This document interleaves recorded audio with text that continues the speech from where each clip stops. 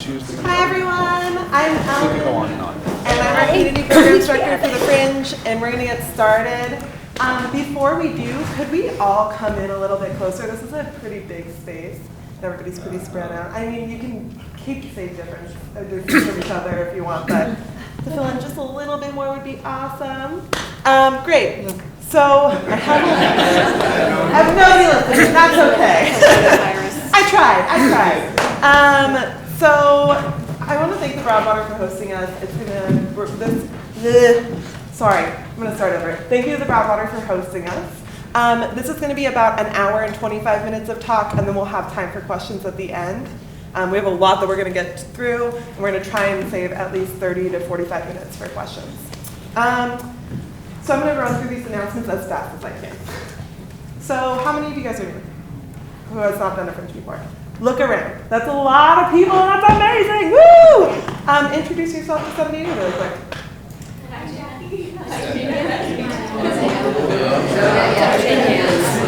don't shake hands.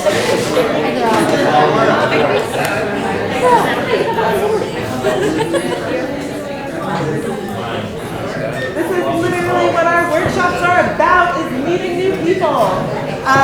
So now I'm going to go through a bunch of dates that are you guys should have on your mind. Some of our upcoming events are Hiking About Fringe, which we're going to be hiking to the observatory next week, meeting at Trails Cafe, which is all on your emails, which you should be receiving. But that'll be Saturday, March 14th, also Saturday, April 11th, and Saturday, May 9th from 10 a.m. to 12 p.m. We have Fringe Speed Dating, which is not for like dating, but more to meet people that are also fringing. Which, you know, sometimes it's actual dating, but that's fine. Please don't think that it's about dating. But it's actually about you being able to meet other directors, actors, producers, and kind of be able to refine your pitch before we go into office hour season. Office hours is our events that start at the end of March and run all the way through the festival every Wednesday night at different bars in Hollywood. It's just a time for us to all get together and kind of get to know each other. It's a really fun time, and you guys should definitely plan on being there. Our next workshop is workshop number 3, Marketing and Publicity, which will be on Saturday, March 28th from 3 to 5 p.m. at the Hudson.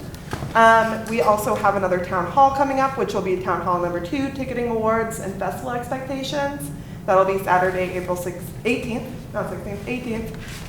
from 2:30 to 4:30 at the arena stage. And our next Twitter chat, which also happens once every 2 weeks, either on Sundays or Mondays, will be Monday, March 16th from 12 p.m. to 1 p.m. That's if you can't come to some events or you want to supplement that and get your name out there. Please follow us on our Twitter chats. They're a really fun time. I try to make it to everyone. Do you have this all on a web page? Because I can't write that fast. Oh, yeah, it definitely is. Can you give me that web page one more time? HollywoodFringe.org. Thank you. Yep. So everything that I'm saying right now is going to be in your emails. So what you should really make sure is that you're signed up for our emails. And if you're like, I signed up and I don't see them, don't worry. They're probably going to your spam. What you should do is go into your little browser of your email, type in info@hollywoodfringe.org, add us to your contacts, and then it won't go to like spam or a different folder anymore. But that's going to be really important for everybody to make sure that you're checking your emails. We try not to send out too many, probably about once a week. We'll send you some information. We'll tell you about what events are coming up. We'll be sending out things like our participant packet through that. Any announcements that are really important will go through your email. Very, very important. Also, if you do want to go back and be like, they're talking too fast and I can't understand what's happening, or you aren't able to attend today, we film everything, hello Fringe TV, and they're posted online about a week after each workshop. So if you want to go back and look at past years, or even the workshop that already happened, which is workshop number 1 with venues, that'll be on Fringe TV, which is youtube.com/HollywoodFringe. Okay, halfway through. Okay, so how to engage now? Make sure that you're signed up for emails.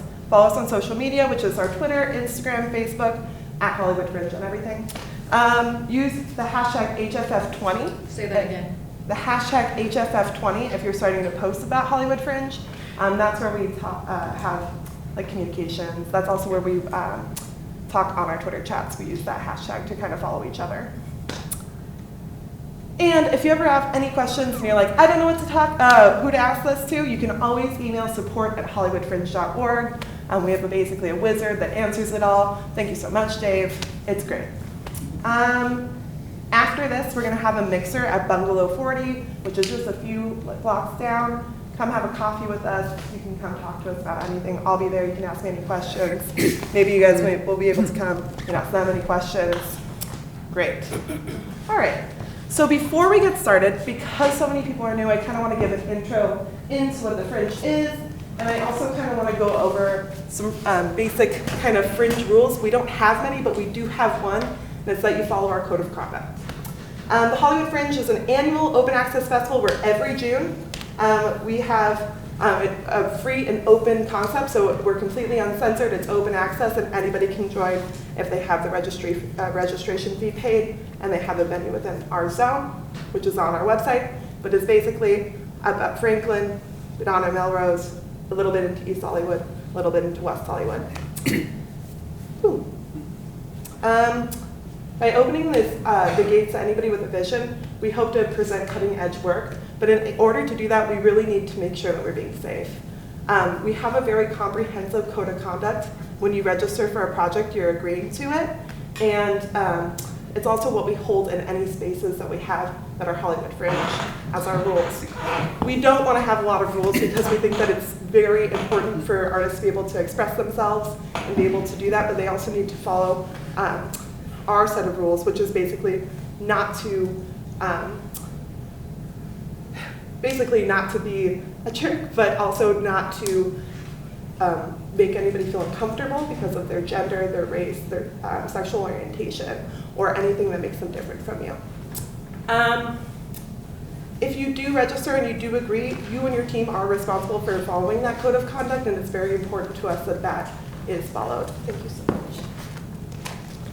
Some things to consider as we move into our networking event series is that we must follow this code of conduct even when we're in a space where people might be inebriated or you might feel a little bit uncomfortable. If you ever feel uncomfortable in one of those spaces, come to see one of our staff members like myself or Alex, who just walked over, and he'll pass you along to somebody to talk to. If you're in a space where you need to email something that happened that you weren't able to find a staff member at, you can always email conduct@hollywoodfringe.org, and we'll get back to you as soon as we can.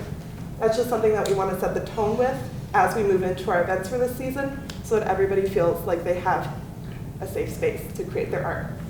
All right, now that we've gone through that, I wanted to start out by asking our panelists a little bit about themselves.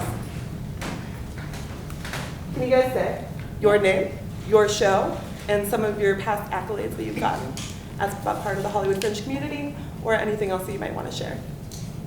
My name is Thea Rivera, and my show this year is The Spot. This is our 4th Fringe. Me and our roommate Eric, where they play productions. We've done regular shows and immersive shows. This year is going to be a smaller immersive show. And I'm excited to be on a panel for the first time. I'm Jen Albert. My company is the School of Night. This year we are doing Battle Song of Boudicca. It's about the Iceni queen who pretty much took a revenge on the Romans. We've been doing Fringe, I think, for 5 years, something like that. We did Punch and Judy, we did Edward II. Last year we did Klingon Tamburlaine. We do very large shows, very, very large shows with very large casts. This year we'll probably have 16 people in our cast. We have dance and a ton of fights. I'm an actor, producer, and a fight choreographer. So we do very huge shows that we are able to load in and pack up immediately. And I'm also very excited. This is my first panel that I've been able to be on. So, hello everybody, I'm John Wookty, and I was a New Yorker for a long time, had a theater company out there, so created and produced work out there. For the Fringe, I believe this is my 6th year. I was acting and directing some stuff, and last year was the first year that I created a piece called Scarlet Fever, which was a physical theater movement piece about the search for Scarlett O'Hara. We performed it in here, and I created it, directed it. I was one of the musicians. It's original music, song, dance, movement. And this year I'm doing a piece called Housewife 1952, which is also a physical theater piece, performing in here, all about the story of 4 housewives during the 50s and the men in their lives. And yes, that is I. Yeah, we have a great panel. So today we're going to be talking about budgets and funding, and you guys can be as honest or as not honest as you want to be about those numbers. As long as we're not talking about direct numbers as far as like venue spaces or not, that we're not consent to that. But anything else like that, please feel free to share. And what I wanted to ask is how do you budget for the festival? And kind of talking more in general percentages, where is your money going towards? Is it going mostly towards your venue and the registration costs? Is there a large cost for marketing or for actors? Where do you kind of percentage-wise put things? And I know it can be different per show. The shows, Yeah. for the first show that we did, which was a pretty ambitious show, it was 10 people, a musical, 90 minutes. I learned a lot doing that first show. It was at Studio Stage, great people to work with. A lot more went to costumes and the different things that you need for a 10-person cast than we thought would. But I would say it was about 50-50 almost with between costumes and the space. And then a lot of other things that you learn along the way, marketing, all the different things. But yeah, mostly for 10 people, was between costuming and the space itself. For us, it's typically rehearsal space and venue that cost the most. We work with the same sort of group of people every year, so our technical crew cost about what it costs every year. But rehearsal space seems to be the most intensive. I know for a lot of Fringe shows, people are able to rehearse in their living rooms, and we can do that with 2-person scenes, but because we have large casts, our living room just doesn't quite cut it.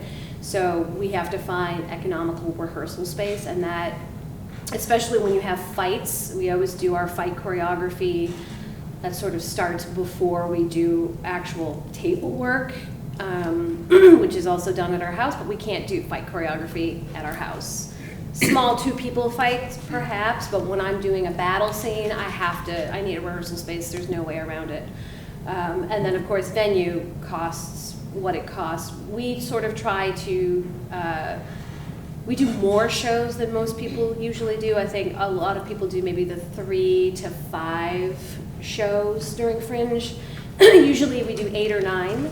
Because we feel that if we're going to put in all this money and do all this work, we want a good bang for our buck. We want to at least do as many shows as we possibly can. So, venue and rehearsal space. I'm all about transparency. So I'm going to give you a number, but I don't want you to freak out because this is me. This is not, I don't think it's typical. But last year, my show cost $12,680.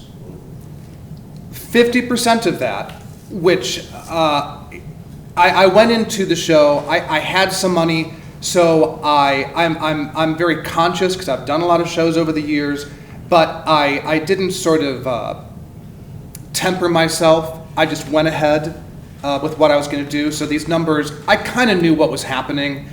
But I was a little surprised. It was about 3,000 more than what I was imagining as it was going on. I will go off of you that yes, if you have many people can rehearse in their living rooms. Go for it. With the physical theater piece, I was in dance studios, and I'll let you know around LA that's $35, $40 an hour. Okay, so I spent $2,500 on space. I also took advantage of the moment we could be in here that I was rehearsing in here, which again is $30, $35 an hour.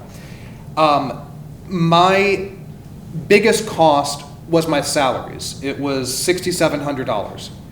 That sounds like a lot of money, But I didn't pay a lot of people a lot, but I had 8 actors, I had 4 musicians, I had a composer, I paid the stage manager for the Broadwater to be in here more than just our tech time, because I wanted to tech it as we were moving along. So I know I feel probably the average Fringe show, and correct me if I'm wrong, does not pay people. A lot of people do a show and says, I have no money, I'm not paying you. That's, I pass no judgment. This is me, of how I like to work. I always just feel that even if you can give someone $10 a show, it makes a difference in a relationship and how people view you and what your working relationship is. So half of my budget went to salaries. And as I look at my new year, I have 1 less actor. I did not do that specifically to save any money. And I'm working with a lot of the same people. So when you work with the same people, you really can't say, well, actually this year I can't pay you as much. I guess you can, but so that's, when I work with the same people, I like to pay them the same thing, if not possibly more. So that's where I come from. So half my budget was for salaries, but for some of you, that might mean nothing if you decide to, have it more be a volunteer sort of basis with people. And so for me, salary and space were my 2 biggest items. Is it okay if we go through and you can hold it if you don't mind writing it till the end? Just because we have a lot to cover. Basically, I want to actually ask, do you guys typically, do your shows usually come out of pocket? Do you fundraise for them? Is it a combination of both? How do you usually fund your Fringe shows? We have not yet fundraised. This might be the first year that we do. We sort of had, for our first show, we had some money and we were like, let's just do Fringe, this will be amazing. And it was a great experience. And with that show, we actually, at the end of it, only lost like $1,000. So we recouped a lot of our budget. Last year, we did not recoup our budget because it was a very expensive show. So we don't typically fundraise. We would like to fundraise. We are officially a not-for-profit organization now, so that is a more likely thing to happen, but it might not happen until after Fringe because we just don't have the bandwidth to do it right now. Our first and second shows, we did do crowdfunding. We did Kickstarter, and then it didn't complete, so we went to Indiegogo for our first show. We were fairly got quite a bit for that. We did run into some issues with crowdfunding. It kind of overlapped when tickets went on sale, and so that's something you want to be aware of if you are going to be crowdfunding, not to double dip into the same people that you're also trying to sell tickets for. Crowdfunding can be tricky. We crowdfunded for the first 2 shows, the last show last year and then this show. They are smaller shows, so we are doing it mostly out of pocket, which you have to make sure that you're budgeting and not losing your shirt over it. So when you're crowdfunding, you have to pay attention. You're using other people's money to make your vision happen, and when you're using your own money, it's also important. I do not fundraise.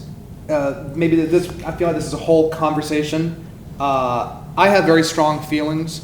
I understand that everyone comes from a very different place in their lives, financially.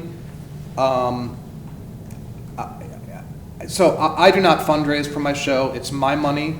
I'm by no means wealthy, but it's my money that I put up the show with. And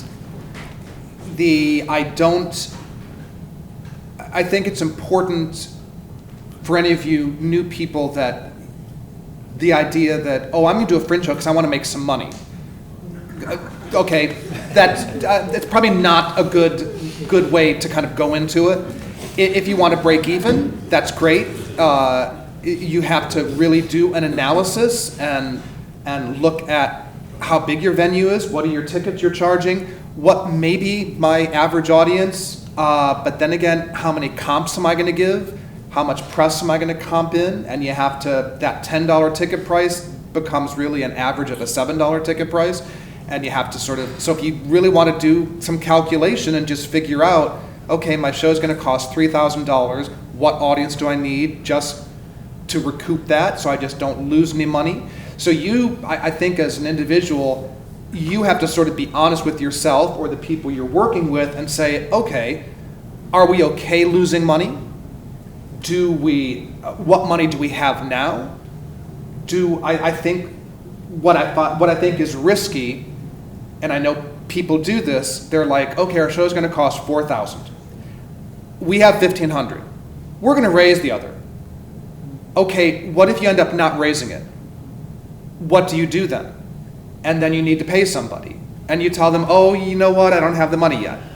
I'm a firm believer that you should know where the money's coming from that you're going to be using. Because it gets extremely stressful, and I think Thea kind of made the point, if you are crowdfunding, that takes a focus. Now, if you're lucky enough to maybe have a producer or someone outside of the rehearsal process who can kind of focus, but I know I was kind of one-man band, and the idea that if to crowdfund, that would have taken focus away. It's just, it's not just like, oh, I'm going to stick a Facebook post and money's going to come rolling in. You got to be on top of it. You got to keep pushing that.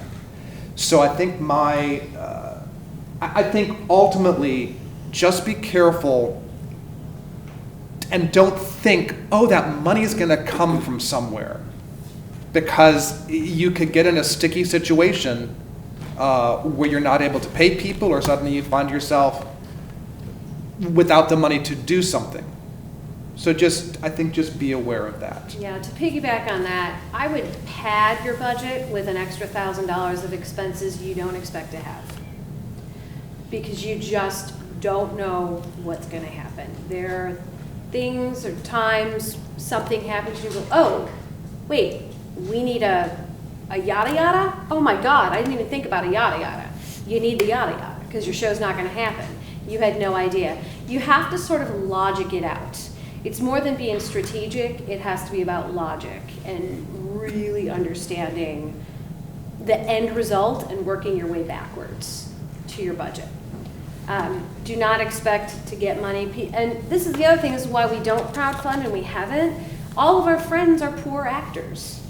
So you are kind of asking for $15, but then you're giving $15 to this friend, right? And it's just sort of this cycle of $15 to a group of people who are just passing the same $15 around because everybody is crowdfunding. So just pad your budget and ultimately do Fringe because you love what you're about to do, not because you expect to make any money back. Expect to lose money. You might break even. You might even make money. Just expect to lose money and do it for the love of it, really, more than anything. I want to ask, because you guys all have kind of larger teams, how many of the people on your teams are actually like producers who are helping with the budgeting and fundraising? You're looking at it. We're a two-person team, and this is actually my first time that I'm more on the writing side than the producing side. But it's been basically me and my business partner doing the producing and planning and writing and directing and everything. So yeah, it's my husband and myself. I'm the managing director, he's the artistic director, he directs and writes. I do everything else. Yeah, I'm a one-person show.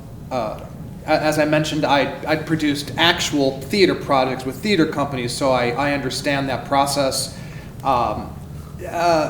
Fringe, after you sort of get your venues and you know what's going on and that's sort of taken care of, a lot of, I feel, producing for Fringe is really more marketing of your show after it gets going. So I didn't feel the need, just because I'd had experience and I sort of understood it, what it was like. I think if you're new, it's always good to have one or two other people, or at least another person who you can bounce things off of. Or if you are the director of the project, once you get into that 4 or 5 weeks before you just want to focus on directing. And if you are new and there's producerial things you need to be done, it's great to have a partner to help you out with that. I also wanted to ask, and you can say this is too personal or not, but I want to know, how do you start financially planning for your next show? Because you guys are all kind of multi-year producers. Is it one of those things that right after June you're kind of thinking, all right, what's next year going to look like financially for a Fringe show? Or is it kind of just scrambling starting in January or a month before the festival? We always know what we're doing the year prior. And because we are just a two-person theater company, we use a lot of the same items from the previous year. So my husband has sworn to me, this is going to be our most expensive show, but then we'll have everything we need for the next 20 years. So that means, and so I keep talking about fights and all that, so we have weapons of all kinds. We are an armory. So every year, he's like, we need this sword, we need that sword, we need armor. And when I talk about armor, I mean Lorica segmentata. I mean Roman helmets and armor, full on. But we use them every single year. Like, we use them in Hercules Insane, we use them in Klingon Tamberlane, we're going to use them in Boudicca, because that's sort of the genre that we're playing with. So we think ahead in terms of, well, what is this thing we're about to buy that costs X amount of money going to be used? And if not, as the producer, I go, do we need that? Do we need that? And I give them a couple of days. Do we need that? I mean, we don't need that. Do we need that? And eventually it maybe goes away. And if not, then I got to sort of work with it, and then I'm Googling it to find the cheapest price I can possibly find. So if you are already getting the Fringe bug for next year, I would say start thinking about what you have now that you can use later. Really, it's a long-term investment. Or if you're going to do theater 10 years down the line, is that item worth it? Do you want to spend $500 on that thing? Maybe don't spend $500. I don't allow him to spend $500, but you've seen her shows. Yeah. So just, I think, be mindful and strategic about what you're buying right now and how that might benefit you in the future, and if it's sort of an expense that you can amortize over the next few years. When I produced my show last year, I didn't think of it as I'm producing a Fringe show. I was producing a show. It happened to be at a Fringe event, but that's how my mind works. I was producing a show, and I'm lucky enough. I've had a job for like 15 years, so that I make some money. I tend to get a nice tax return. With that money, I know I'm going to use for my show. Luckily, Fringe expenses tend to be spread. You know, we've all maybe paid our venue money, so we can maybe kind of forget about that now. Some things, then you start having rehearsal money. So it's not like someone is saying, you need $10,000 today. I need $500 this month, I need $1,000 that month, so at least, thankfully, it's sort of spread out. And now that I know sort of what a show is going to cost, I just kind of have, for me, I have a $10,000 number in mind, okay? But also, as producing in Fringe, I think also, as you said, there's, when I had the idea for the project, I also know that when I'm thinking of my project I'm going to do, I don't want period costumes, just because I know that's going to be an expense. So it's sort of these, I've done it enough, so I sort of think these things, and I like working on a bare stage. So I sort of do work in the parameters of knowing what's going to be easy, what is going to cost a lot of money. I know that I'm doing original music and I need musicians. That's going to be a cost that I can't get away from. But I'm not going to write a show that has complicated costumes and set pieces is just not, because I know that's going to be frustrating to do. It's going to be a lot more money. So I sort of create within the confines of knowing what I have to work with. The first Fringe show was also kind of was really the proving ground for us to get started as a company. Fringe seemed like the best way to do it, with a lot of resources and a lot of things that work with you to get a show started, rather than getting started on a show on our own. So really, the first year of Fringe, we really got going, and that was, we learned a lot of expensive lessons that first year, and also started doing shows in between Fringe, and started using what we were able to make from the shows between Fringe to fund the next Fringe, and to give us a better idea of resources and things that we can use to carry into Fringe next year, from talent to costumes to things like that. And kind of, we started doing stuff in between Fringes, and as soon as we wrap up with one Fringe, figure out what we learned, positive and negative money-wise, and how to apply that to the next year. So first Fringe just kind of spun off into making more shows in general, what types of shows you want to do, the budget size for those shows, and how we can make the show that we're doing now feed into the show that we're doing next. So.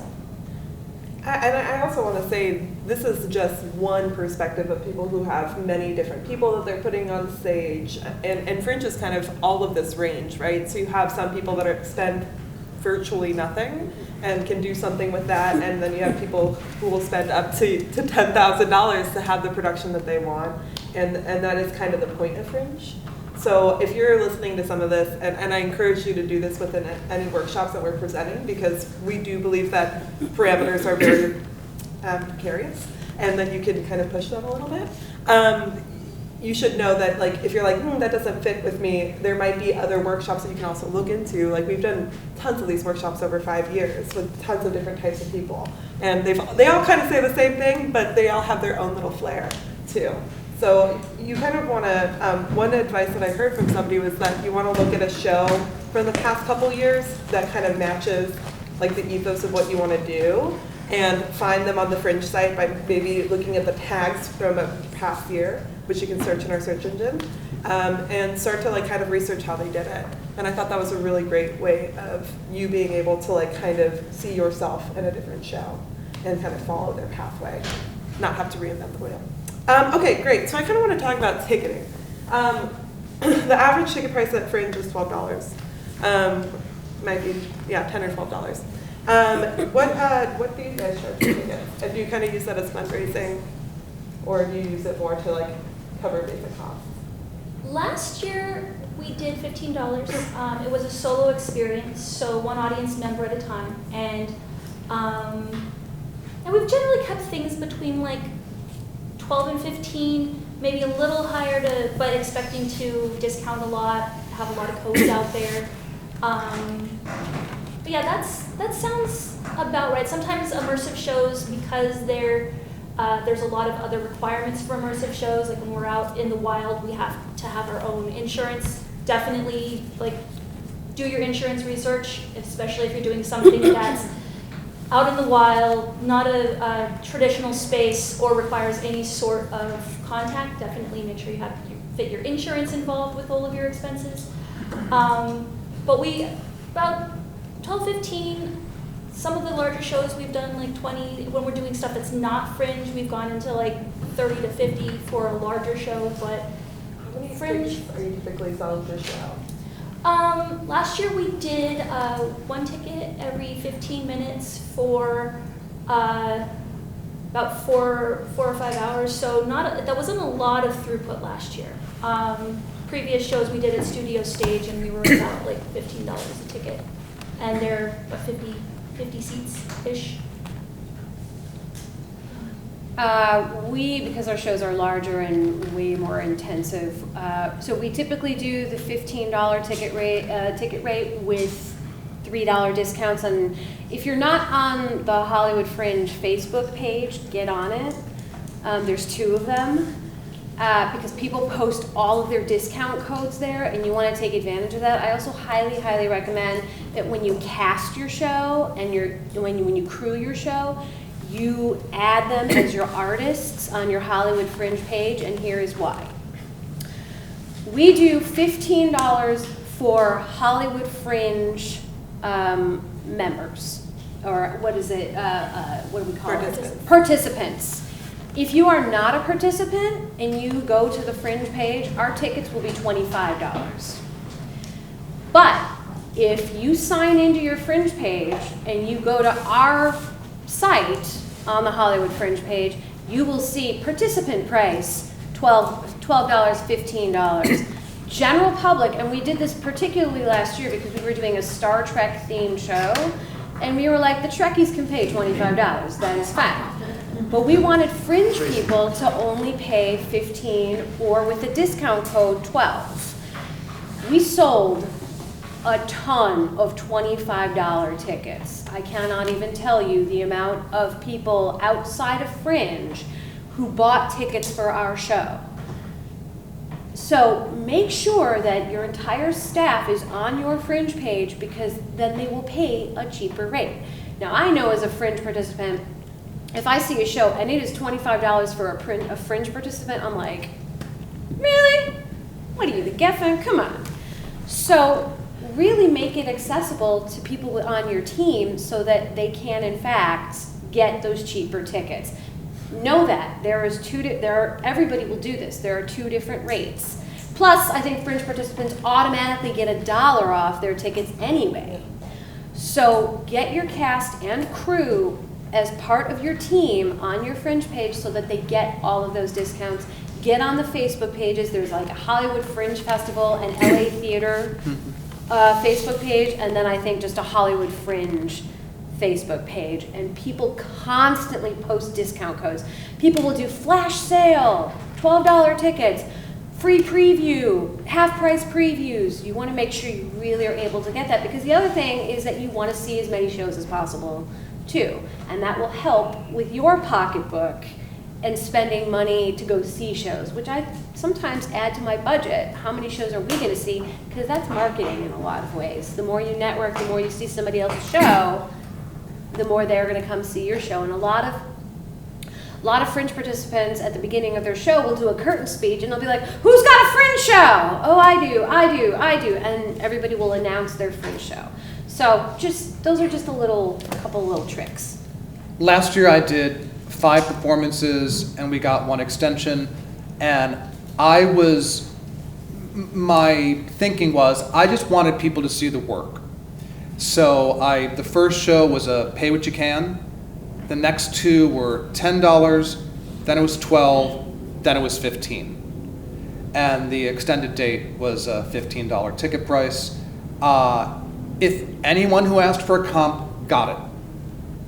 I was not stingy at all with the comps, so you have to decide, are you trying to make some money, or do you just really want people to come see your show?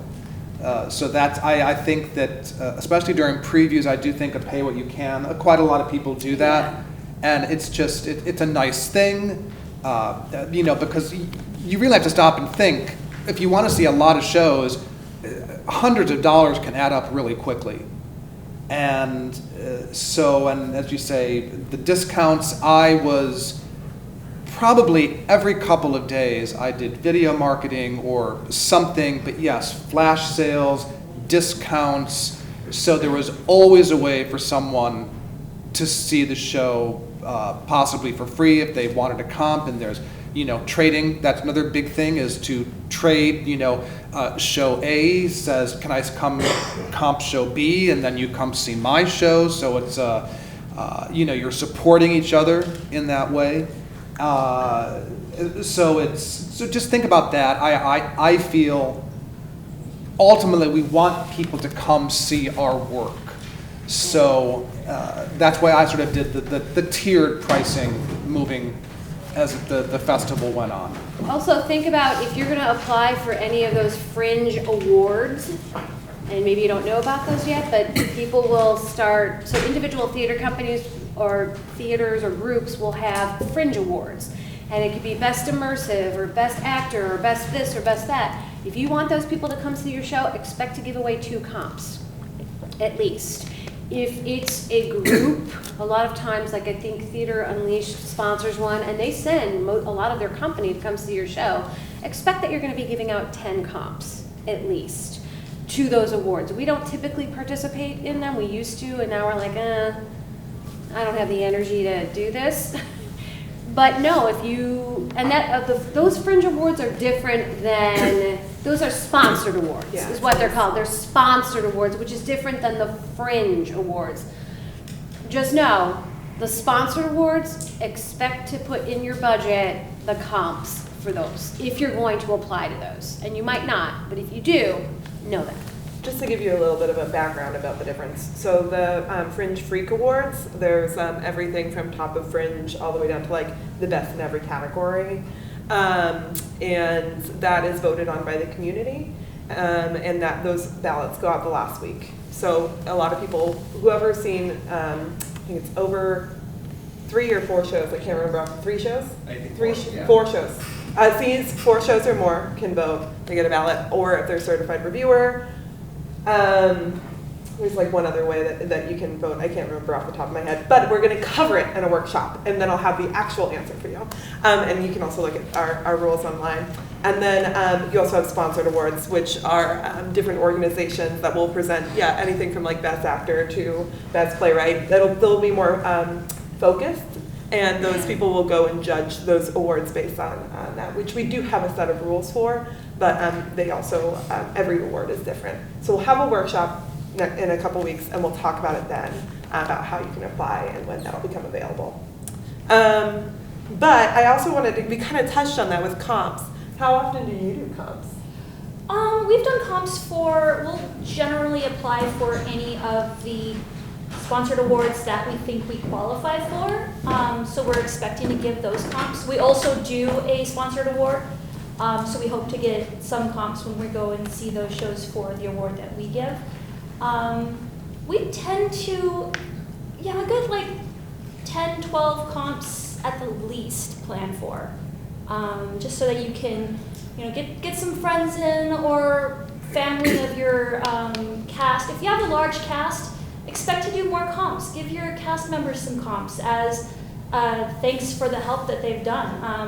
I've paid all of my cast members, but you're not paying them very much usually for a Fringe show, so giving them comps to give to family, friends, helps them out. It also helps them to get the word out for the show, which is really good to leverage large casts for that too. So if you have a large cast, maybe a few more comps. Are you guys talking like 10 per show, or is it 10 in total that you're looking at?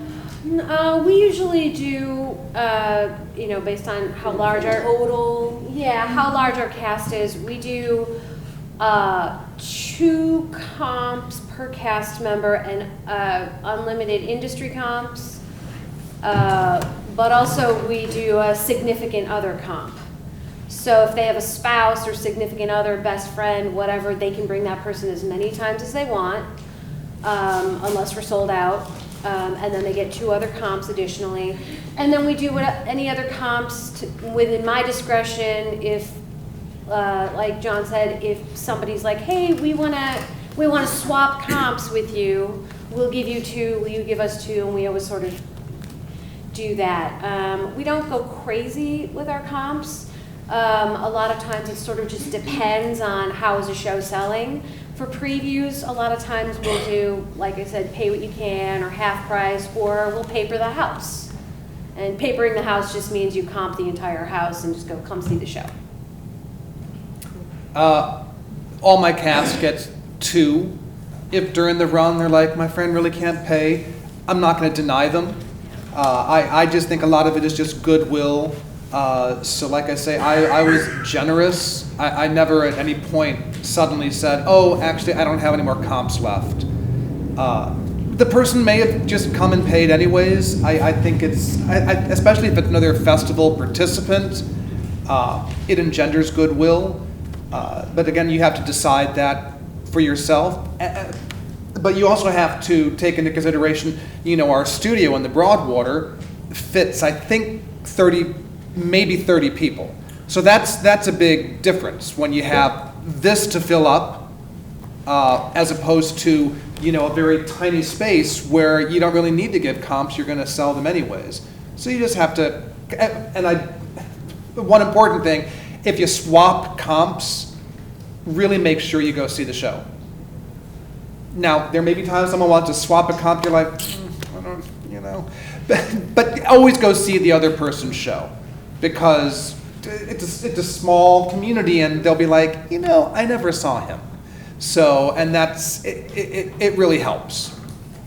And also so they can release the ticket if they're trying to sell it. Exactly, Yeah. yes. At least notifying people so that when there is a comp that you're not filling, that they can resell it back to the community.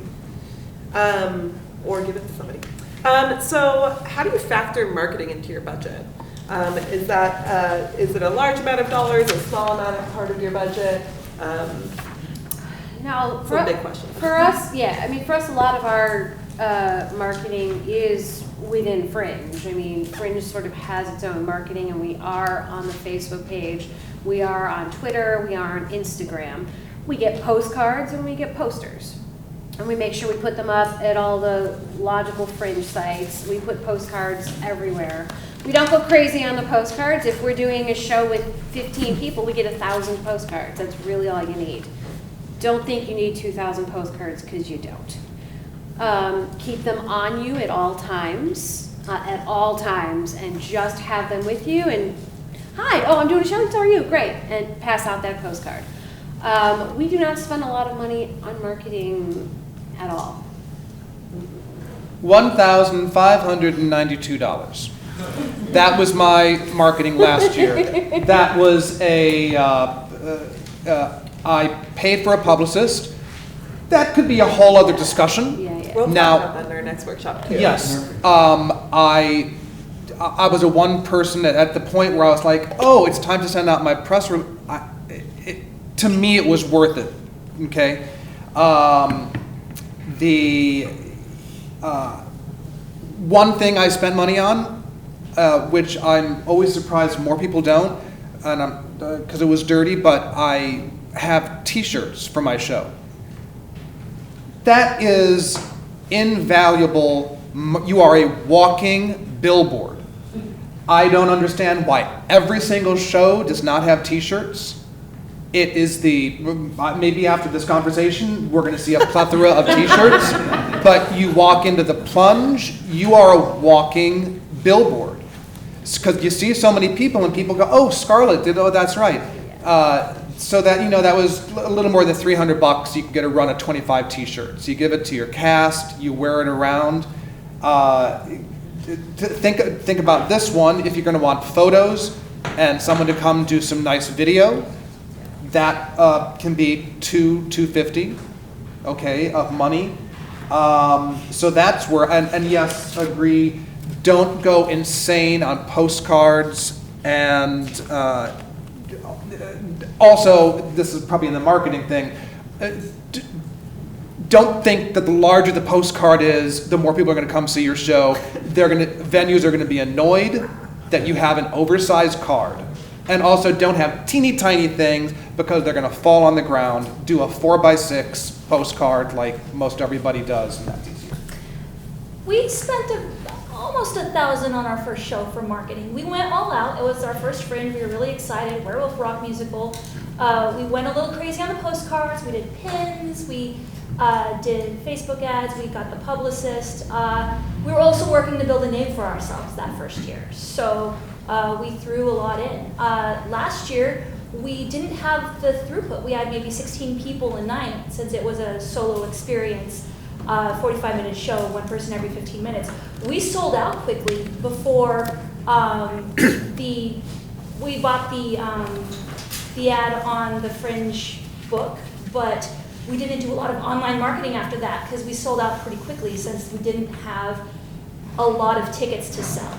So we were able to put that money towards other things. We had equipment and insurance and stuff like that to put it for, but not so much of marketing on the smaller show. But when we were trying to fill studio stage and we're making a name for ourselves, we paid some money.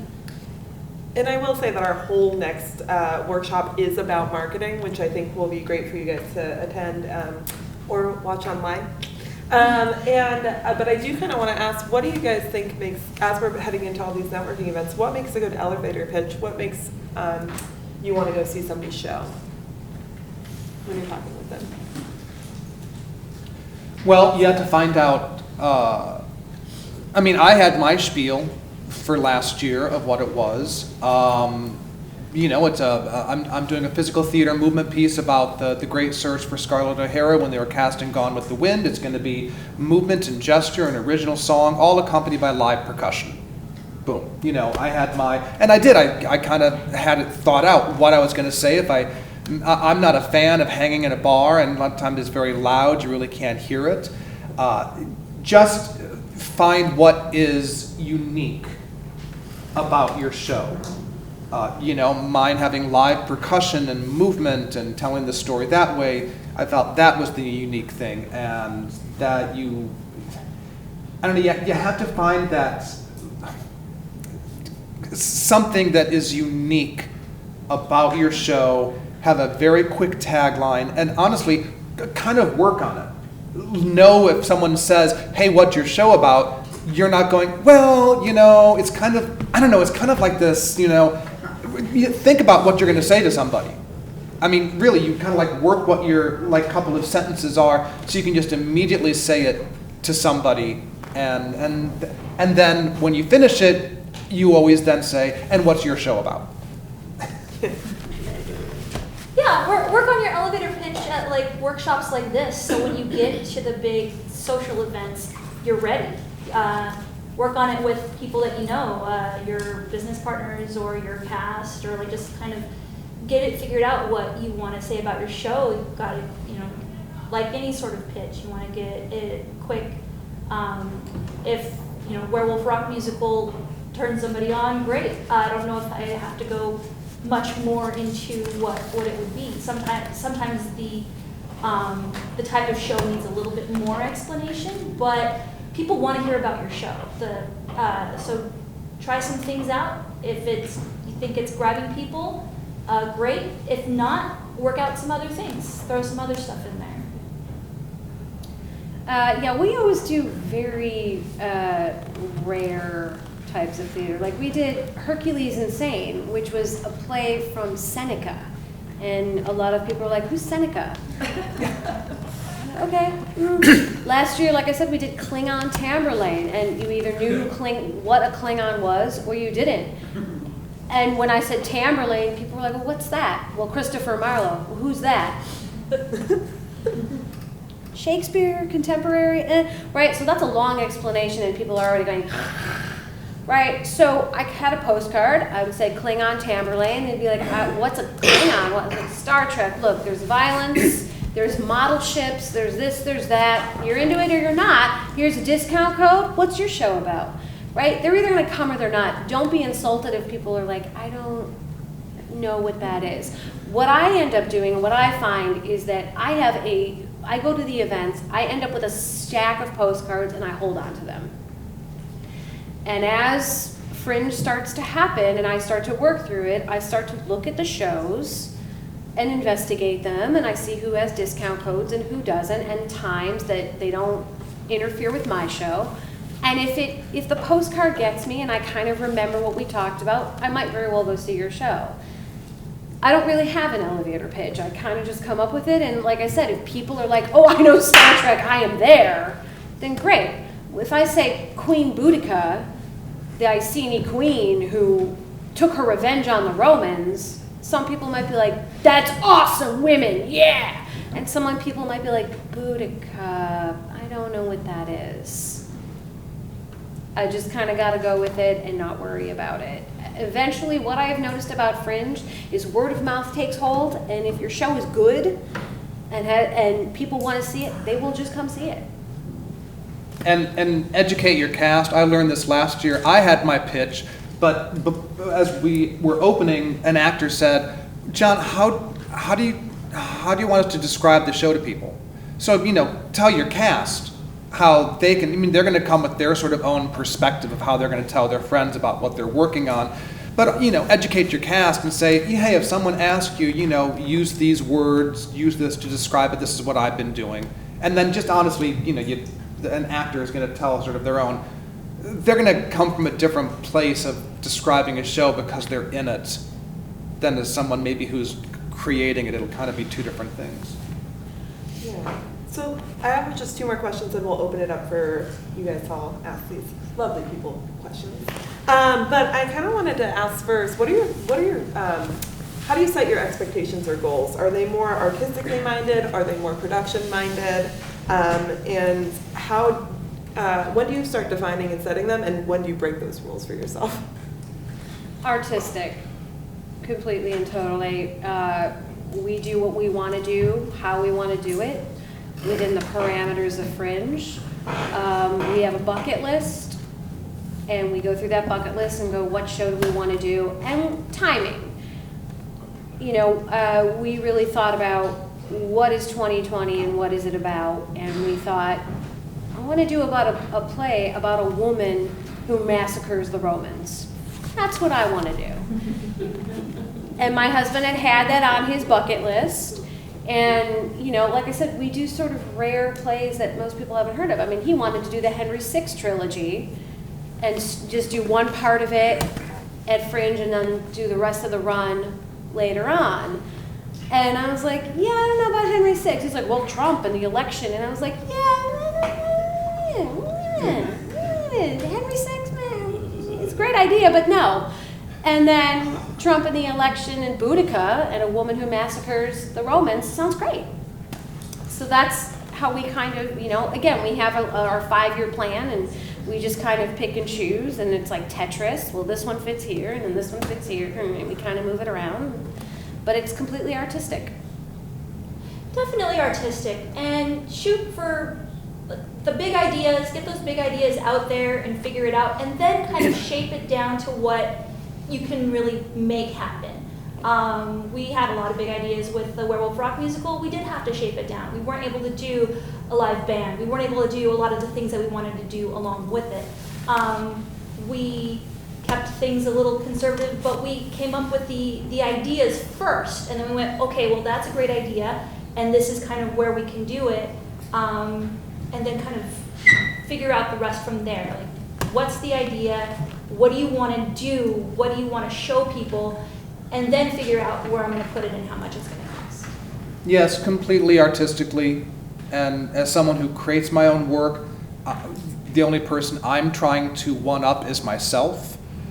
I think, X number of people saw my show last year. So there's going to be some people who are going to have an expectation or come back or something, and all of our artist egos, I'm like, somehow I'm doing this next show for them, the people who maybe saw it last year, they're going to come back and like, what has he done different? Is it as good as last year? Is it different than last year? But then a whole new group of people are going to come see the show, and it's with me it's all about the art of what you want to put up on stage, and that's for me. My last question is a little bit off topic, but it's more about how you take care of yourself during this process, especially right now where you might feel a little bit like a one-man band. I'll even say for me, like starting in May, I actually sent my laundry out for fluff and folds because I figured out that it was like, I don't have laundry in my building, and it was the thing that was going to make me be able to focus on Fringe more. I don't even produce shows, I'm just here doing the admin stuff. So like that's like one thing that I do for myself during this time. But are there any other tips that you guys have? Like drink water. I pre-plan my meals better. Well, we finished Fringe in June last year. I knew right away I wanted to do something this year. I came up with the idea in July. I think preparation is key. You will hear it from many people. It'll be a month before Fringe, and you will hear someone muttering, oh, I still need to write it. Okay, if that's their process, I would. Hopefully it's a one-person show. I would avoid that. Last year, it's preparation, it's organization, it's I have my calendar laid out. 2 months ago, I had already booked my audition space. Okay, having it laid out, having a calendar. In my house, I have boards that are up there. I see it every day. What's going on? It's deadlines. That's what keeps me going. I also do a calendar that by the hour during May and June. It's by the literal hour that I put everything in, so I can line up all my stuff. And I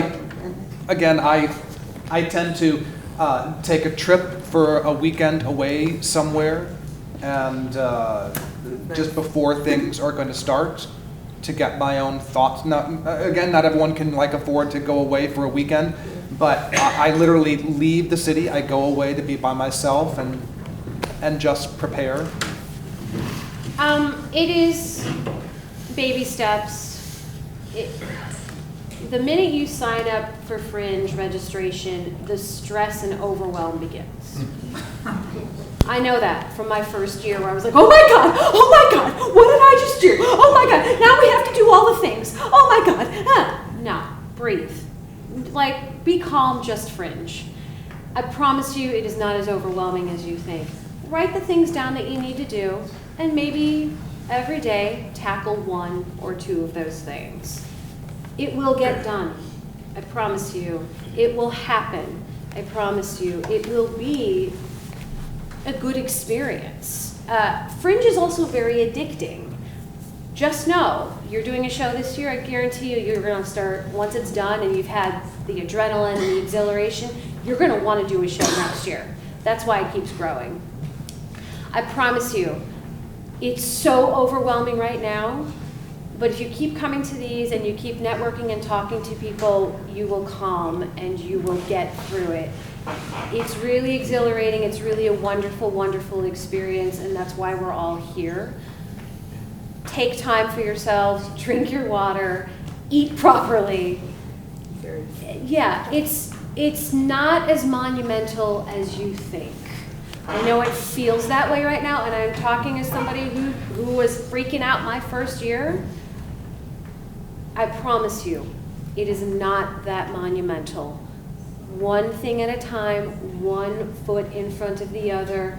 Do your checklist. Things will get done. Absolutely. I love Be Calm, Just Fringe. Yeah, be That's calm, my just favorite Fringe. quote. Be Yeah. calm, just Fringe. Yeah.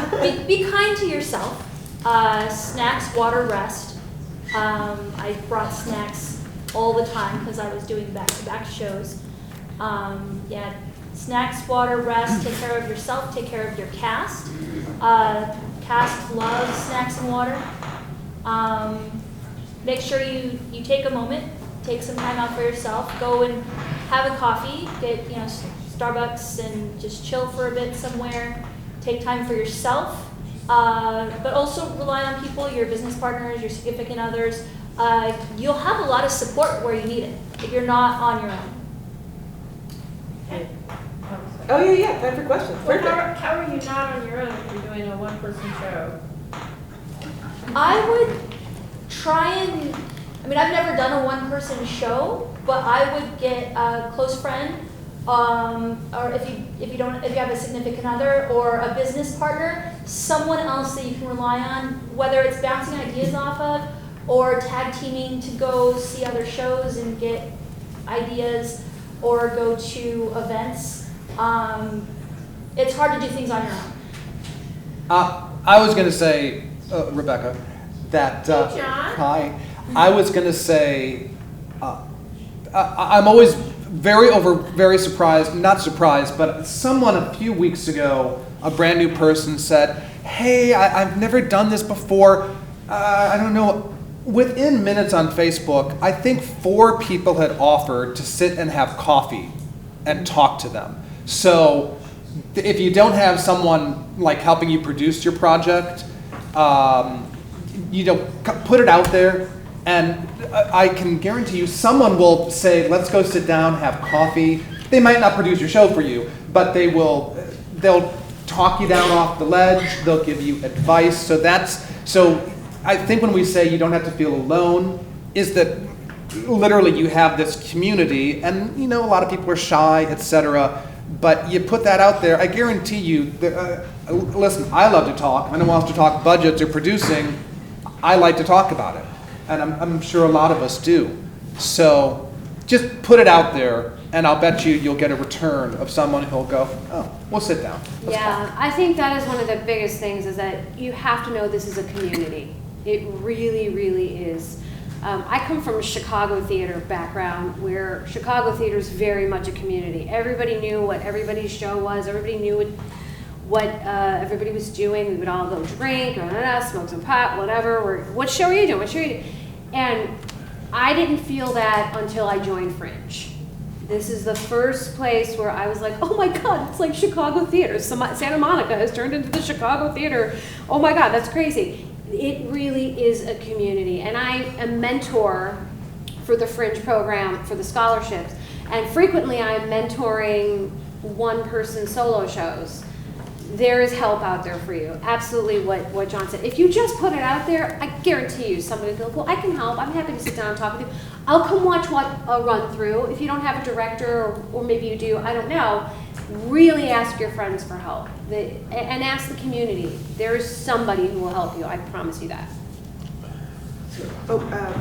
We can go here and then there. Thanks, I'll be quick, I'm sorry. No.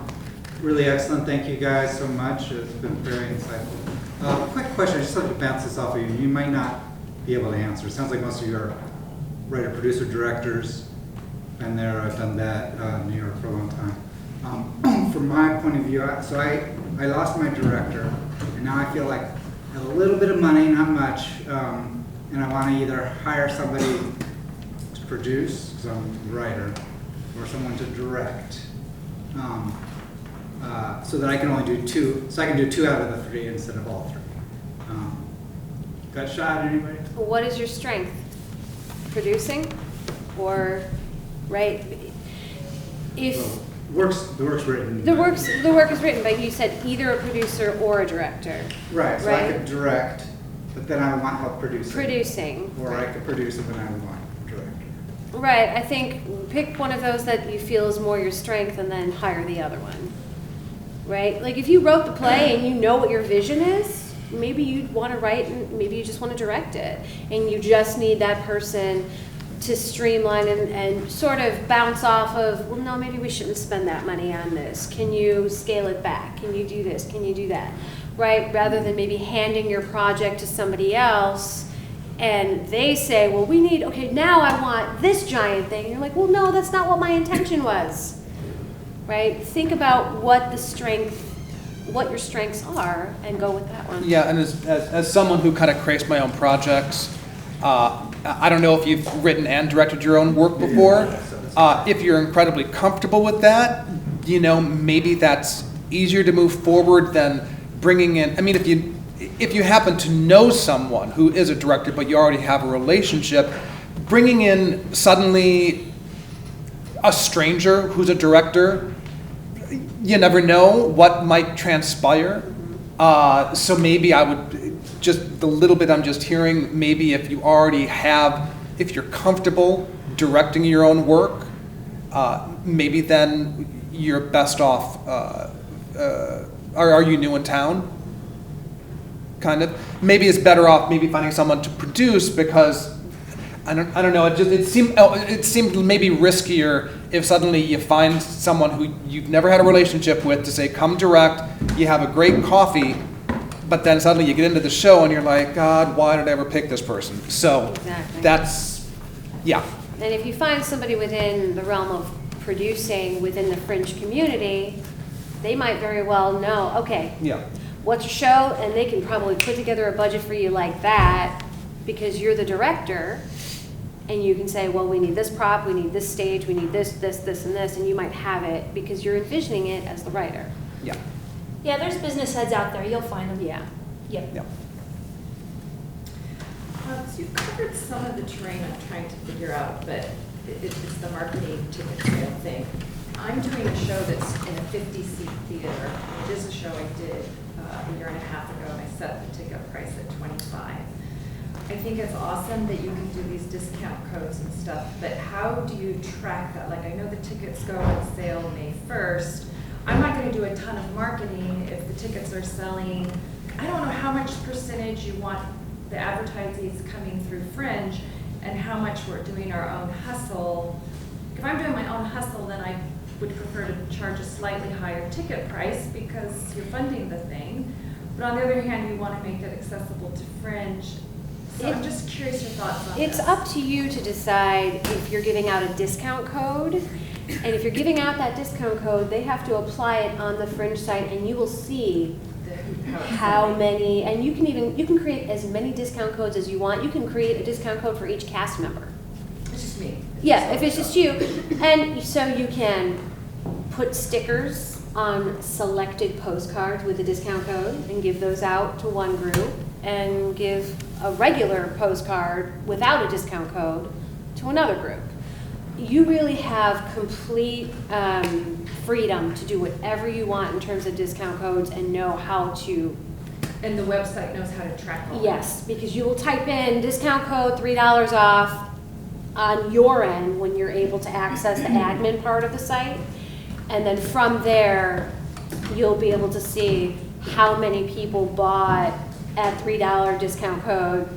So for like a 50-seat show, you can have 25 at the full price, some at the promo, and there's like. I think you have to apply a discount code as opposed to relegating 20 seats at this price, 20 seats at that price. Did I understand, did you do this same show at Fringe? No. Somewhere different? Elsewhere, And a one-person show? Yes. And it's having a change, it's having a new face. Got it. I don't know. I'd ponder your 25 ticket price for me. Yeah, no, this is why I'm asking. That you're going to see once you look at what people are charging, that's going to be considered a higher ticket price in the Fringe. Yeah. And I know that this can be another conversation. Should a musical with a lot of people charge more because it's a musical with a lot of people? Right. Is it a one-person show can be just as powerful and many times a much better experience for the audience than that big musical? Does that equate? I personally don't think so. I think you have to, in the real world, yes, you charge more for musicals, etc. But I think you look at what people charge and, understand who out there is coming to Fringe, but then again, it's do you want people just to see your show? Are you trying to make a little money, trying to break even? You can also stagger some of those decisions. The things you have to know right away is how big do you want your show to be in the Fringe guide. Some of the online stuff and the discount codes and whatnot, you can decide on that later based on how your show's doing, if that's how you want to approach it. That's what we did last year. We got on the guide, but we didn't do any of the online stuff because we were selling out pretty quickly. So you can definitely hold off on, do I do discount prices? If things are going really well, maybe you don't do discount prices. If you need a little bit of a boost, maybe you do discount prices or a fire sale or something like that. Yeah, and to bounce off that, just from a Fringe perspective, I want to bring up something that didn't get brought up, but it usually gets brought up. A lot of people who are in the Fringe community who are seeing a lot of shows are seeing like 20 to 30 shows, which is why that ticket price is being talked about. It's not like they're saying like 2 shows at $15, they're saying like 20 to 30. Yeah, right. And that's why they're like, that's 25 might be a lot. Right. And also, that's also why sometimes running times that are a little bit long are a bit much for people who are in like the Fringe model of going to see a bunch of shows in a row. And I will also say that, yes, our guide deadline is coming up on April 1st, and that's when you've got to make sure that like the ticket price that you want to go into the guide is going to be set. But paper guide. Yep, Yeah. the physical guide. But of course, you can always change it afterwards or change any details. But like your descriptions, your guys' are, your descriptions and whatever other Yeah, stuff. descriptions, showtime, And if you want to buy a guy to add. Yeah, and if you want to buy it. Okay, great. We'll go here and then here. And then there. Regarding the ticket distribution, I know this is coming up, but I think I may have said, saw something that we hand out, like first Gold Star. You want Gold Star to handle some about tickets. 50% of your tickets do need to be sold through the Fringe. So and then, yeah, whatever we have, however we sell our tickets, 50% of it has to go through the Fringe. goes Yeah. to free. Oh, I thought it was Through the 100. Fringe side. No. So people use Gold Star? People don't typically use, like, some people use some outside sources and it does happen, but you do have to sell 50% of your tickets through the Fringe site. Yeah, we had here first, yeah.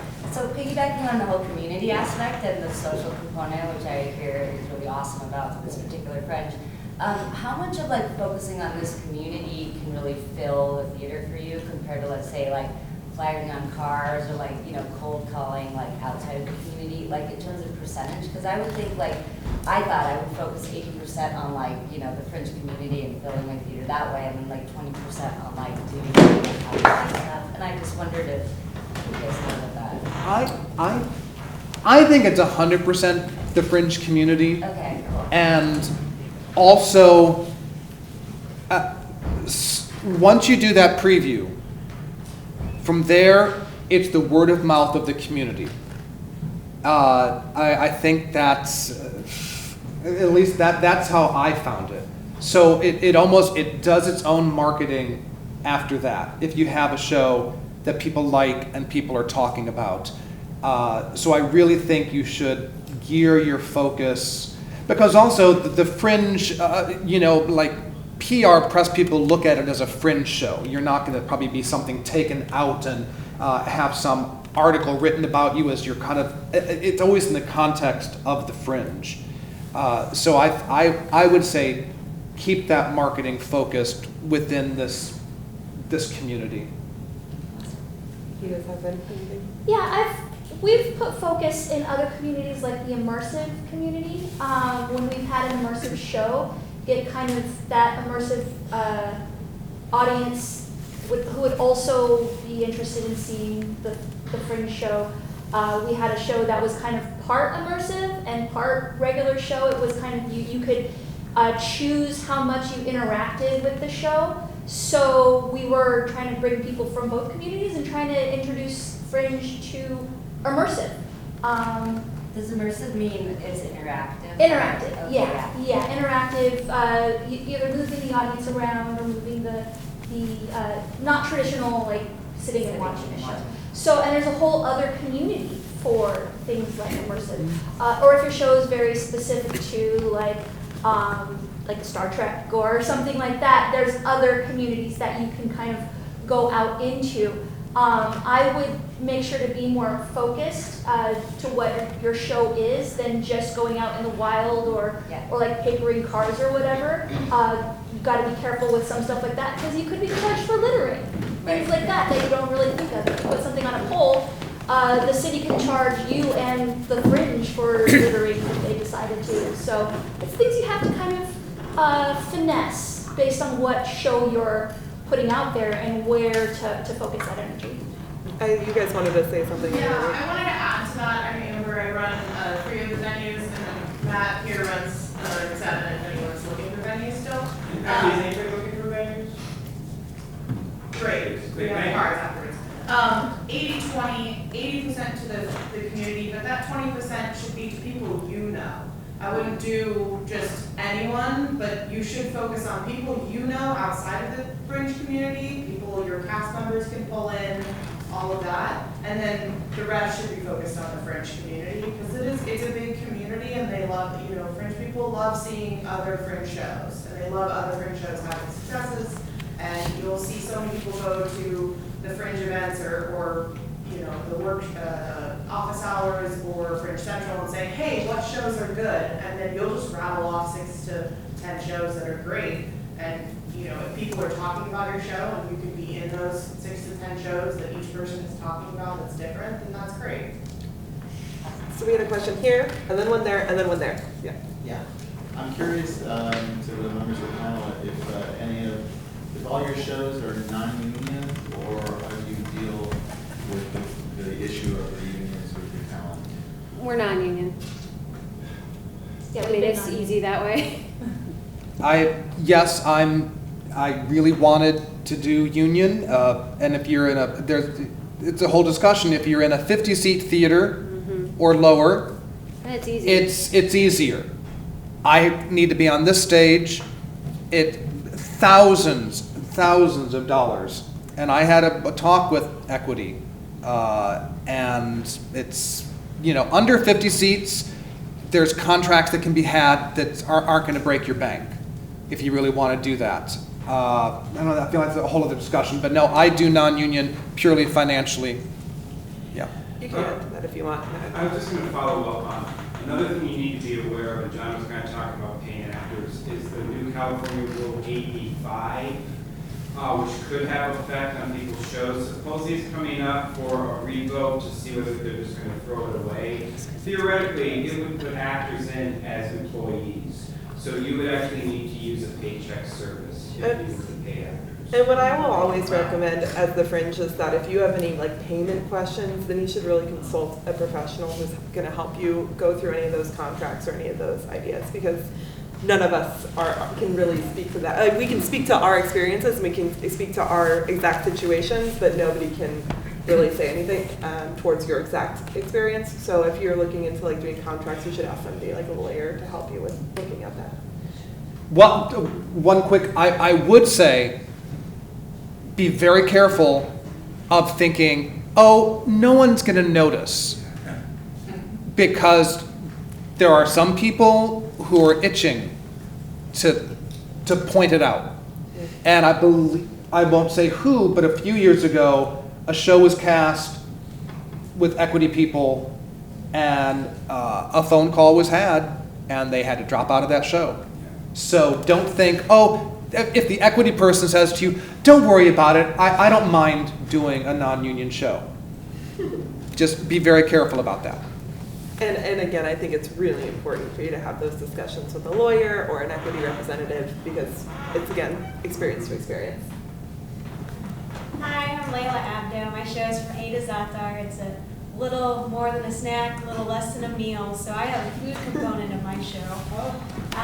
So budgeting's huge, and I don't want to take from the ticket prices after talking to some people to help me make that decision really clear. So I'm going to businesses. So what's a way that you may have used to implement to not just crowdfund, but even just that talk with a business of an incentive you can provide?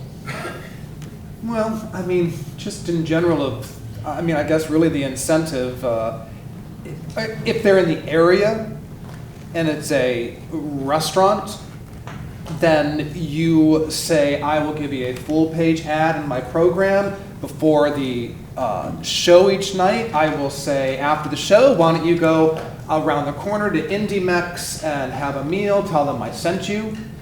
Other than that, really, a restaurant or a business they're going to want in return for people to come to them. So you can give an ad. It's not going to maybe be a great return, but you just talk it. If you can keep it within walking distance of here, you're going to have an easier pitch than someone in Pasadena. If you say, listen, thousands of people are going to be on Santa Monica Boulevard, I'll be advertising you. I'll also say that that's really a heavy topic that we cover in our next workshop, and we have had people who have done really big campaigns that they've gotten local businesses to be involved with sponsors or donating things like food. So there's also information if you want to get ahead, you can watch last year's marketing panel. Do you guys have anything to add to that before we move to the next? I did a show involving food, but it wasn't a Fringe show. But I'll give you some insight on that. It was in North Hollywood. We did have some deals with some of the companies that we were patroning during our shows, but it wasn't specifically Fringe. So, but I can touch base. Hi there. I'm Mark Ellis, composer and writer of Ferris Fowl, the musical. It's a Scottish play. Anyways, I was curious, we all hope maybe that our show will be at a level. I'm curious about filming, whether you film your shows and which plus the idea about that? For Fringe, it's kind of hard. I highly recommend filming your last rehearsal in the space, because that is the only time you will get to be in the space after tech. So you do your tech, you do your dress rehearsal, film that dress rehearsal. If you're able to get a camera and film it while there's audience, do that, but no, it's gotta be far back, and then you've gotta quickly set it up and take it down as soon as that show ends.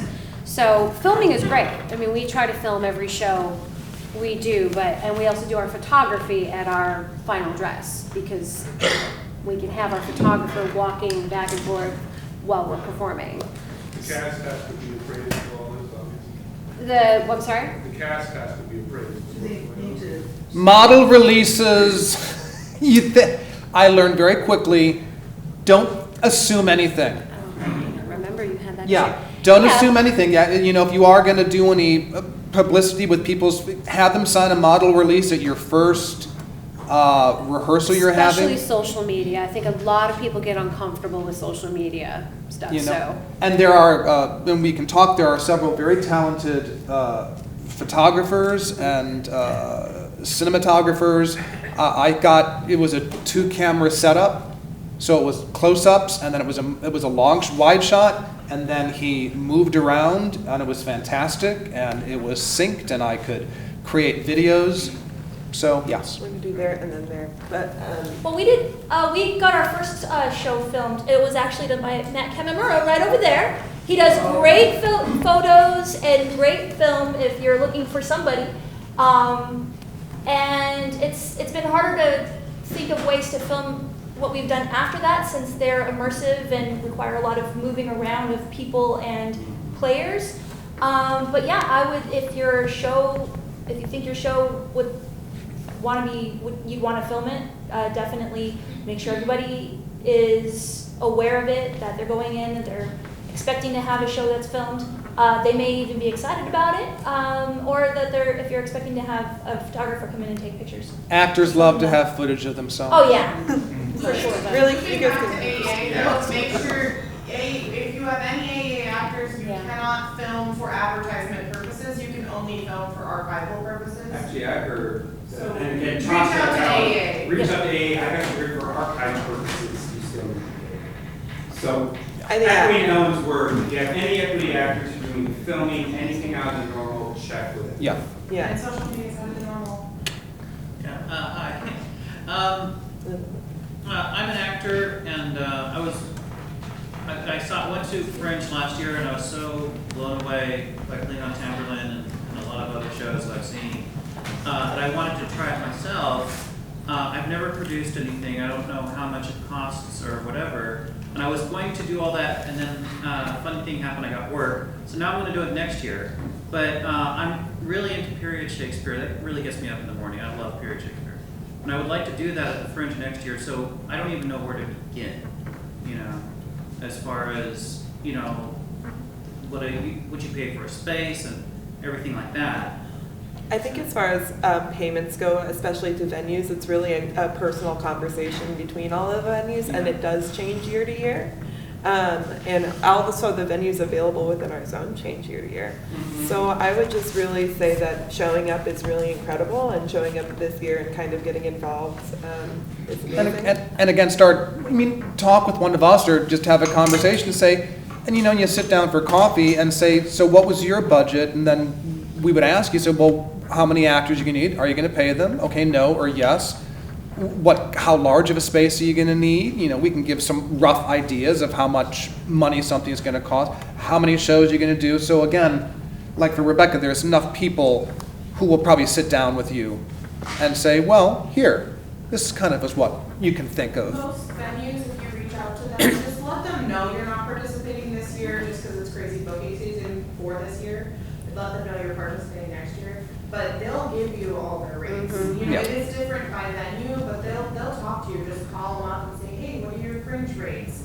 And then that'll give you an idea as well. I charge a little money at a workshop, $60, how to produce a Hollywood Fringe show. It's a 3-hour intensive. I give you a budget, a timeline, and I have a lot of people like yourself who are just scouting out this year.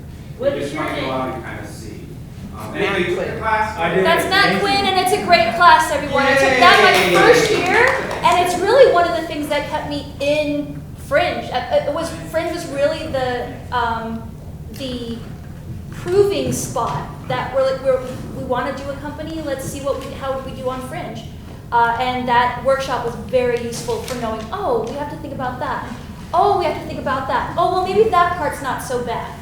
It'll really give you some insight. And I would also say that all of our workshops are online and archived. So if you have any like Hollywood Fringe questions that you want a Fringe perspective, you can always look at all of our workshops. We have 4 producers workshops this year. Probably we'll have an extra one.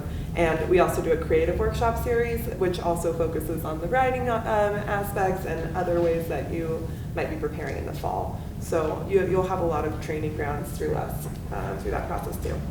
Yeah, I took this class and it was a real stress reliever. It was amazing. My name is Michael Gonzalez. The name of my show is I Regret. It's a story about how I was a musician and composer for most of my life and then became an actor at 50. The piano on stage is like my best friend. Help me tell a story. Anyway, my question is, for you mentioned I was going to shoot the same thing, a wide shot and a close-up. Did you do that during a performance or during your Performance. He was in each of the corners. Yeah. Hi. When I did my first Fringe show 3 years ago, gauging what's typical to pay the actors, the performers, was a really big question for me. So whichever of you are comfortable talking about what you paid your guys for Scarlet and Klingon, and then for Nothing Bad, per performer, per show would be helpful.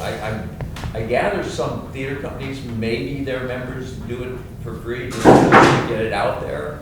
But of course, just showing, if you're able to show your appreciation to the wonderful actors that are bringing stuff to life, that's pretty great. But yeah.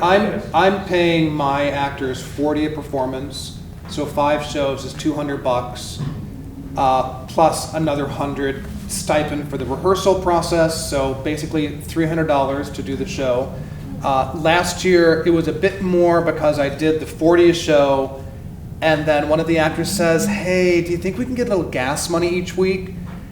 And of course, I couldn't just give it to one, I had to give it to all 8, and it was $15 a week, but you multiply that times 8, we rehearsed for 2 months. That was, so I'm saving a little bit of money, but again, I was very stressed, and I was like, oh my gosh, is he going to drop out if I don't give him $15 a week for gas money? So you think about those things. So I'm paying basically a $300 stipend to do the show. But that's times this year 7 actors, so that's $2,100. Yeah, thanks. And I think that you can always. Are you guys Yeah. either of you? We did. I believe we did about 100 per person for the rehearsals, and then a little over 100 for the shows themselves. For the whole run. For the whole 100.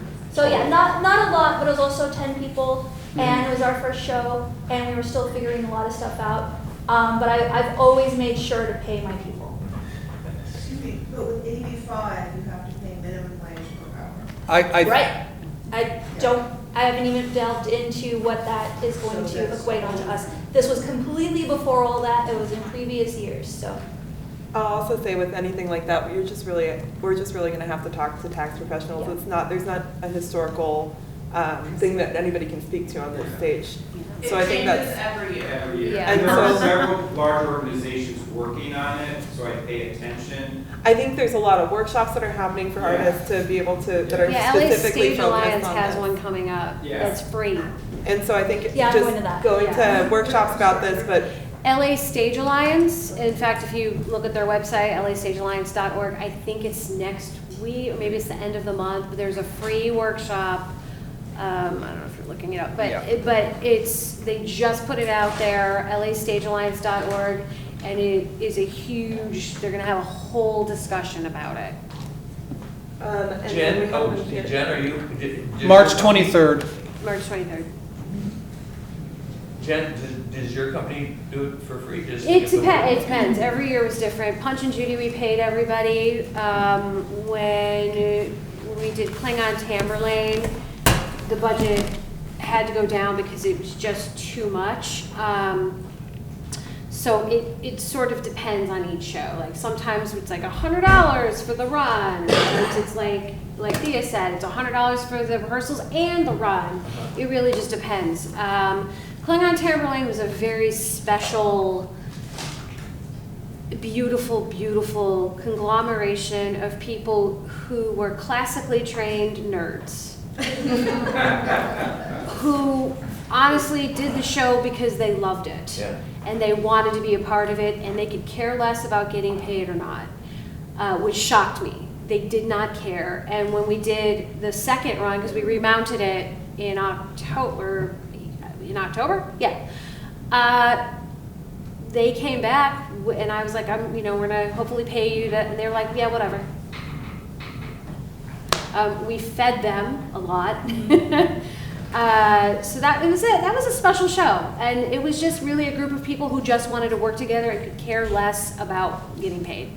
Okay, thanks. So it just depends on per show. All right, hi everyone, my name is Mete Inyanunia. I have a solo show that's called What's Been Eating Me, and it is a food inclusive show as well, so I would love to talk to you two ladies about that. So my question to the panel is on ticket prices. If food is included, would you be more likely to come if it's a higher ticket price, like 15 or 20? And then put like the Fringe discounts on there, so your base ticket is 15, and that can kind of help support, some of the cost of the food. I would do 15, for sure. With food? Yeah, okay. I would absolutely do. You're feeding your audience? Yeah, we've seriously. Eating, compulsive eating, and it's like, surrender and just including the audience in the experience. I don't think a $15 ticket price is even remotely bad. No.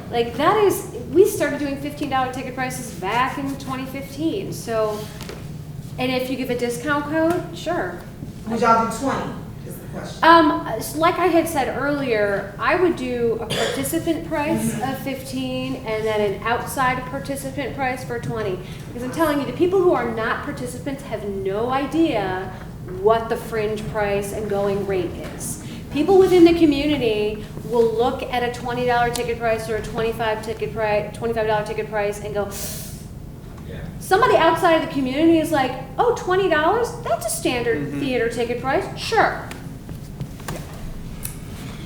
So we have more questions. There was no more questions? Speaking to food, make sure you put in your program all the ingredients. Nowadays, everyone has an allergen, and that can open you up to liability. So make sure you list out what you have available, what's in there, if there's wheat, if there's dairy, if there's pine nuts, everything, just to make sure that you're playing it safe. You might even post something outside as well.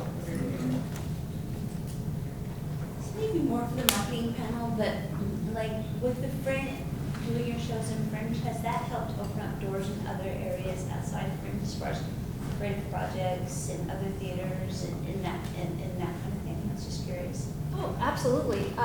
Started out doing Fringe, and then we formed our company to start doing stuff outside of Fringe. But Fringe was definitely the launching point to more things. It was also a launching point to discovering a lot more immersive shows and discovering a whole entire immersive community. So it's definitely led to more things and just learning about more people and more stuff that's happening in Los Angeles. Yeah, I would say the difference between if you were just going to produce a show in November and just mount it at some theater, some people will get wind of it.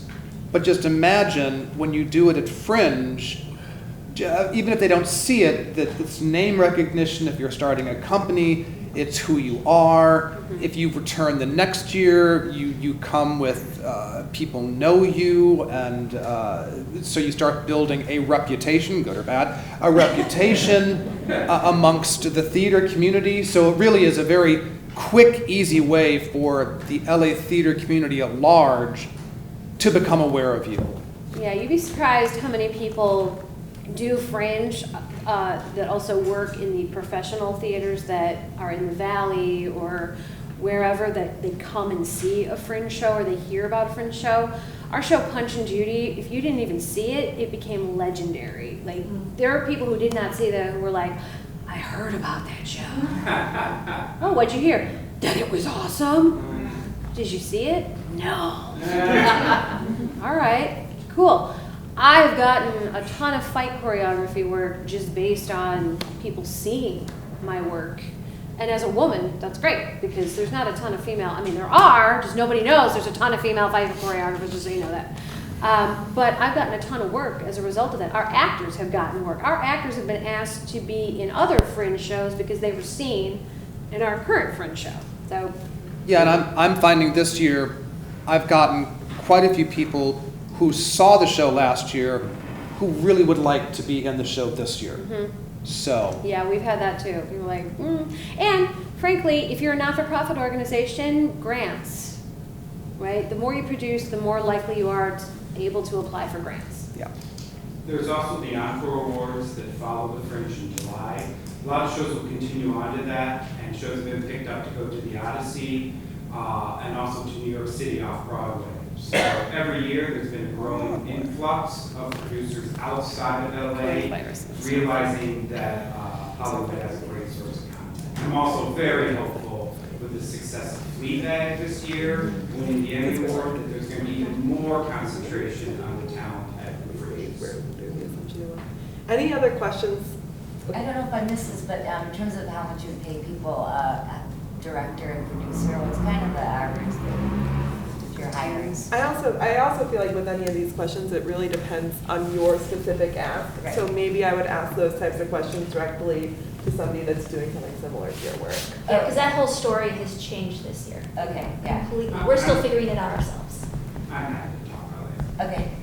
Yeah, I think you should, especially when you're asking things that are like very specific to your production, that's why you should come to our amazing events, which I'm going to re-announce right now, so that you can meet people who are similar to your shows. If you're doing a solo show, you can meet other solo shows, you can meet your foodies, you know, and kind of start to also see people who have done work like yours in the past and ask them questions. People in this community are super, super giving, and that's why it's very addicting, and we are still here after many years. Okay, great. So thank you so much for coming. Thank you to the Broadwater for hosting us. Thank you to our amazing panelists.